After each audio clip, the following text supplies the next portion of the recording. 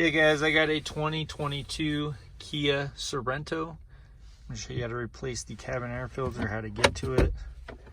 Right here, you're just going to push until this comes out, and then do that on the other side as well.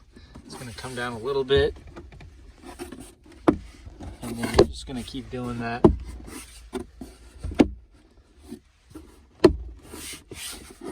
All the way down. From there, that door right there covers the cabin air filter.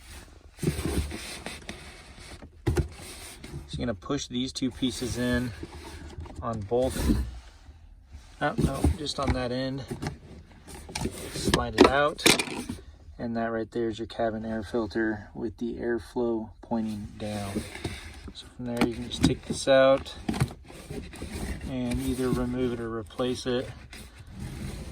This one I already checked and it was good, so we're going to leave it in there, and then put this back in.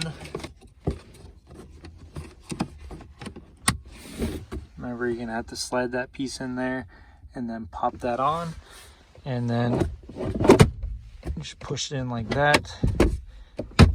And that's how you do it. Again, this is a 2022 Kia Sorento. Thanks for watching.